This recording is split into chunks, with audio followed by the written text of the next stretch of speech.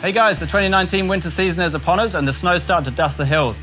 That means it's time to talk snowboards.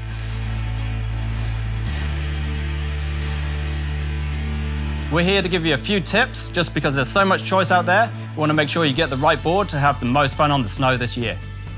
The first things you want to consider when you're buying a snowboard are your ability and the type of rider that you are.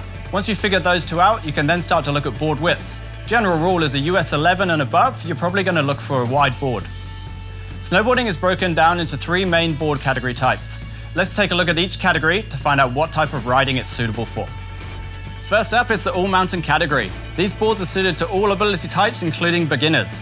They'll allow you to conquer a wide variety of terrain and come in a bunch of profile shapes and sizes, as well as flex patterns. Next up is the freestyle category. These boards are great for riding the terrain park. They're true twin, which means they're symmetrical across the center of the board and generally have a blunter nose and tail. Lastly, we have the Freeride category.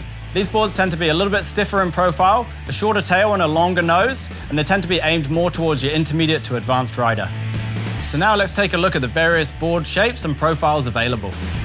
This is a rocker board, which makes it super easy to turn, less catchy, and it gives you better flotation in powder. Next up, we got flat boards. Like the name suggests, they sit flat on the snow.